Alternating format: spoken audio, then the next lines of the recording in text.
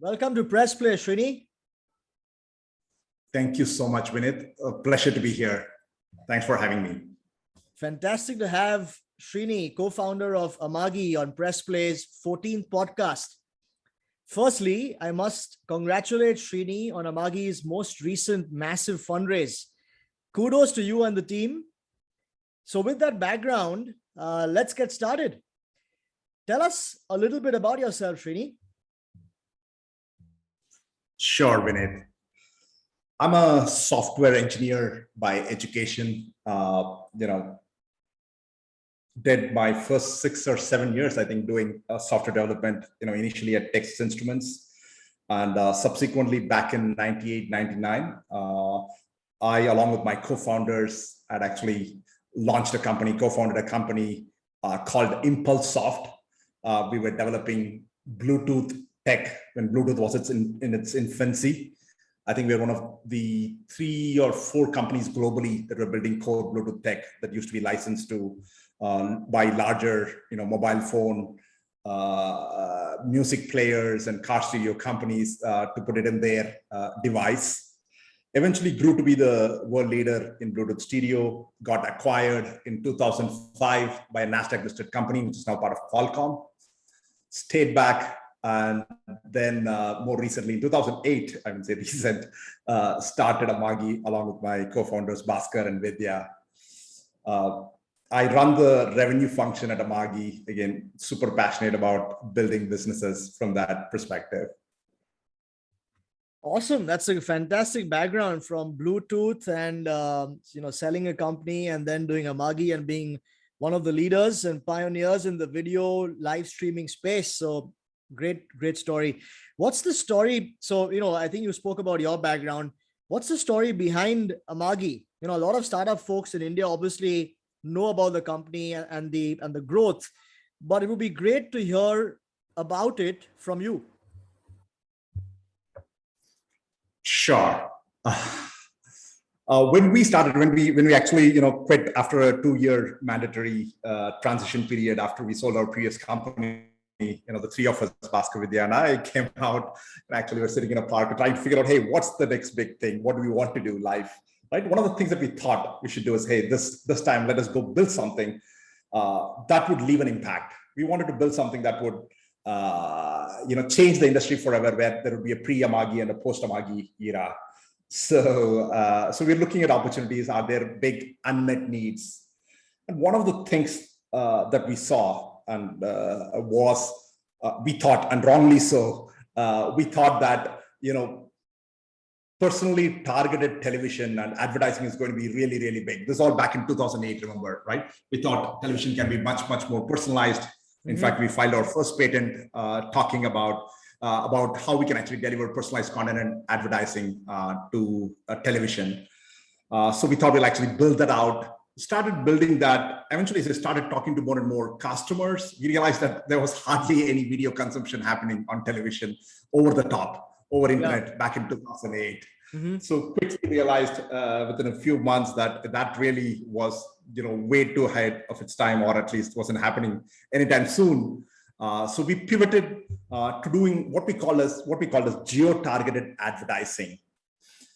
This again was a fairly revolutionary concept in India, where we would allow local advertisers to come in and advertise on national television channels. Think about you're watching an NDTV or a Times Now or a ZTV. You as a local advertiser in Mumbai or in Bangalore now would be able to advertise on that channel, but targeting only your city.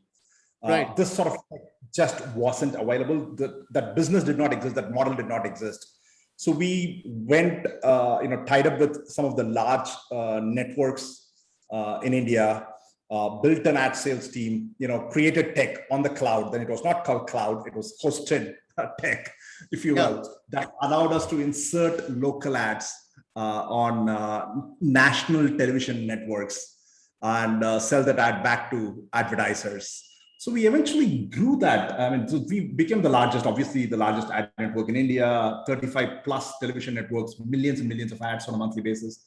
We used to be the second largest buyers of ad inventory on networks like Z after Unilever. So fairly large size, both small and medium businesses, small advertisers, retail advertisers, real estate, as well as large advertisers like Unilever, Procter and Gamble and Colgate's of the world used to advertise with us, targeting specific markets within India. Got it. So this grew to be a fairly decent size, but then a couple of things happened. One, demonetization hit, right? So we had this, massive inventory that we had actually bought from the broadcasters, and suddenly there was nobody willing to buy advertising. So pretty much dried up overnight. Right. So we were saddled with some fairly large inventory. And two, we're also seeing that, there were channel conflicts with the broadcasters where they were saying that, hey, you are going to Procter and Gamble, and probably Procter and Gamble or Unilever will probably will start using your stuff, which is much more efficient than directly coming to us and buying national. They will start buying specific local. So we thought we will actually, again, given both of these big stuff that one was happening gradually, the other one was pretty much overnight. That kind of pushed us to pivot again. Back in 2015, 16 timeframe, right? To much more of a tech play, of a SaaS tech play. I mean, we have been providing our tech in parallel to some of the broadcasters who are looking to use cloud-based tech to localize their content, localize their ads internationally and such. So in that sense, we were already starting to see traction. So we decided pretty much to completely pivot, move away from the advertising business to a much more of a SaaS business. Nice. So cut a long story short, we are here. We are, I believe, the largest media technology SaaS company globally. We've been growing at a very, very fast clip. I mean, just in the US, which we actually, we grew by about 30 times in the last 4 years. As a company, we've grown by more than 10 times in the last 30 times in the last 4 years, and as a company, we've grown more than 10 times in the last 3 years. So It's been a fantastic growth journey. We work with some of the largest media brands globally, whether it's companies like NBC, Discovery, Fox, PBS, to name a few. We work with some of the largest media companies, help them run their broadcast workflows or move their broadcast workflows to the cloud, help them create streaming TV offerings, both content studios like a Lionsgate or an MGM or a traditional TV network to create streaming TV offerings and deliver it to end consumers and insert personally targeted ads within the stream. Nice. That's the business that we are in Vinit today. Wow, that's awesome. That's an amazing story. Yeah, I mean, I was personally aware of the transition that you guys had from, working in India primarily, and now obviously over the last 6 years, you guys are focused more on the global markets, which is great for an Indian company from a revenue point of view. So, that leads me to my next question, Srini, that what are some of the opportunities and challenges that you're currently seeing in the video space, and which Amagi addresses? I think the big opportunity, Vinit, is this whole transition to cloud, movement to cloud that is happening, right? Cloud is opening up a plethora of opportunities for traditional networks who had primarily been big in terms of big iron, on-prem, hardware-based workflows. So now suddenly I can actually start. I mean, in fact, NBC ran their Tokyo 2020 Olympics channel using our platform on the cloud, right? So if I want to run, maybe 30, 40 channels suddenly just for Olympics or for some seasonal stuff, with traditional hardware, I just could not do. I had to invest millions of dollars before I could start a channel. Now suddenly you can, spin up channels on demand, spin them down once you don't need them, right? So cloud provides tremendous opportunity, whether it's remote collaboration that you can do in terms of doing remote production. You could have, like what we're doing today, right? You're sitting in Mumbai, I'm sitting in Bangalore, right? You could do remote news production sitting from your home. You can actually, create streams, live streams on demand. You can deliver them on demand to end consumers, whether it's through traditional broadcast or through OTT over the top. So that's one huge opportunity that we see. The second big thing that is happening globally is the whole shift towards connected TV. I mean, I think last year about 250 million plus connected TV sets or smart TV sets got sold. This year, this number is expected to be about 300 million or so. Wow. So there is a massive increase in terms of this whole connected TV viewing that is happening. I mean, in fact, as of last year, there were more households in the US watching television through connected TV or smart TV through internet than through traditional cable satellite set-top box, right? So that's a huge fundamental tectonic shift that is happening from a television viewing perspective. That comes with both opportunities and challenges, right? Now suddenly the whole pipe has gotten democratized. You can now reach any viewer. If you had great content, you can now reach any viewer on their, on traditional TV, if you will, using connected TV. Yes.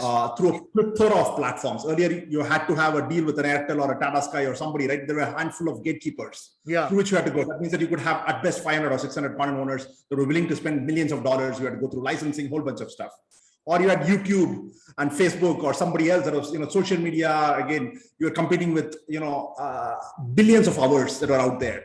Now, suddenly with this connected TV world, you suddenly have a much more democratized value chain or a pipe for you to reach consumers. You can get discovered much faster. There are these newer ones that, for example, that we work on, what is called as free ad-supported streaming TV. These are platforms that present the whole content like a traditional channel. So as an end consumer, you just flip through channels. You're not searching for something. You're not finding something. It's just a simple TV experience. So they're making discovery much easier. So as a content owner now, suddenly you can create channels and deliver it through these fast, free ad-supported streaming TV platforms. Again, reaching millions of viewers and make serious amount of dollars. And some of our customers make millions of dollars. Again, today globally, about $250 billion gets spent on traditional TV advertising. A lot of that is shifting towards connected TV, right? I think this year alone, it's supposed to be about $11 billion that's actually on connected TV. That's growing at a really fast clip. So I think there is now good things, right? Three things are happening. You have more audience watching connected TV. The pipe is getting democratized. That means you can reach that without having to go through a lot of gatekeepers.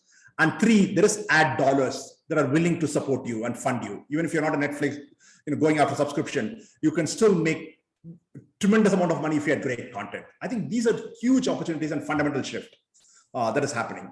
On the tech side, Vinay, that means that one, the TV experience need not be the same as our traditional TV experience. It can be interactive with connected TV, right? I can get a lot more choices. I can get a lot more social.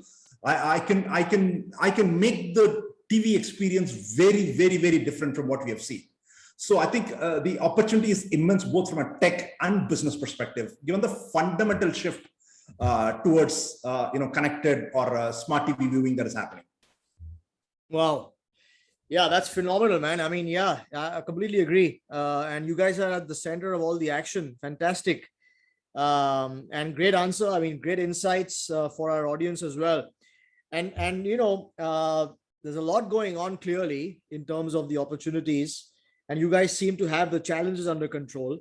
But now, the next question, coming to the fundraise, that's a massive fundraise, $100 million for a video tech company out of India. Just reinforces the belief that we have in the power of video. Now, how do you plan on using these funds? Globally, Vinith, we are expanding really rapidly. We look to double the company size. Today, almost 95% of our revenues come from US and Europe. So primarily focused on the global market. We are looking to substantially increase our presence in these local markets to be able to provide much better support, much larger business infrastructure, scaling sales and marketing infrastructure. And two, given the opportunities that we talked about potentially, I think, one of the key things that we are looking to do, one is to significantly increase investment in our products in terms of what we can actually bring to our customers, in terms of just changing the experience of how you can create content, extract the right metadata using some of the AI, ML technologies that are now becoming more and more mature, if you will, allowing to do live production. If you're a sports, think about, one should be able to, whether it's, your son's football match that you're going to, or you want to create a local news, a news cast, if you will, a traditional TV newscast, if you will, you need to be able to have the tools to be able to create something as good as a national television network or a ESPN, if you will, with tools that are browser based, right? I think there is tremendous amount of tech that is being built by us to help, again, democratize this whole production, quality, broadcast quality production, if you will, television production. And three, primarily in terms of advertising, I think, again, the scope is massive in terms of what sort of advertising experiences that you can bring. Traditionally, we are so used to watching content, getting interrupted in the middle with a mid-roll ad and then again having to continue, right? I don't think with connected TV, you need to go through the same experience, right? You can make experience much more, opt-in based, much more overlay based, much more, whether it's, interactive, a whole bunch of things, gamifying ads and stuff, right? So you can make that dramatically different. So we're looking to invest in terms of product development substantially on that. We'll also be looking at some potentially acquisition opportunities for us to look at, for us to grow faster. Wow, exciting times, Srini. Thank you for that information. And next question, which tech piece at Amagi are you most passionate about and why? The biggest tech that I'm actually really, really passionate about is the power of data and analytics, big data and analytics, and potentially what AML can bring in there with it. I mean, we are at the middle of this whole connected TV revolution, if you will.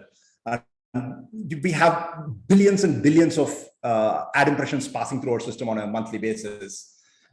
We have, again, hundreds of millions of hours of viewing that we have, real-time view of, who's watching what, where are they watching, what works, what does not work, what sort of programming works, which platforms, which content, what sort of, geographies, right? So tremendous amount of view in terms of what the viewers want.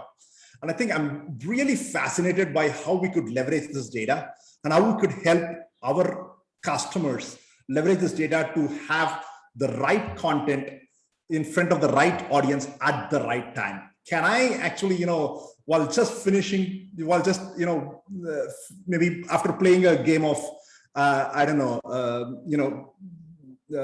in PS3, can I have some interesting content that I want to now watch some of the gaming that is happening, right? So can I actually, present at the right moment when I'm in the right mood, the right content based on data? I think that's the power of data is just phenomenal. And I do hope we are able to leverage that significantly more in it.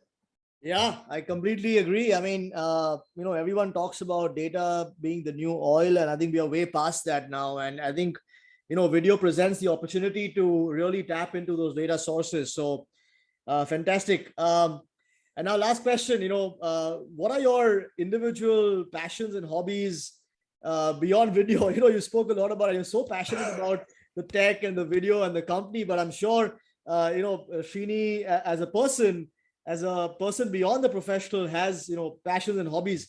The audience would love to hear about that. No, I like creation. I like in general about, hey, just as a, I mean, most of my pastime is mostly about, hey, what else can one build and how can, again, I do mentor a lot of startups. I spend time with people that want to create things that are very, very different or unique. So I love creating things in general. Beyond that, personally, of course, I'm a very, very avid reader, as my family would keep pointing out. I spend more time with books than with them, right? Whenever I have free time. So a big reader. Other than that, I used to cycle, at least before pre-pandemic, a lot. But I think post lockdowns and such, that has dramatically come down. Nice. Thank you, Srini, for your time. There's a lot of insight and that you've shared, and the audience and myself included are following the rise of Amagi, and very keen to see the action coming up. So congratulations again on the fundraise as well, and best of luck. Well, thank you so much, Vinit. Again, very much appreciate for the chance to be here. Pleasure speaking to you, Vinit. Thank you.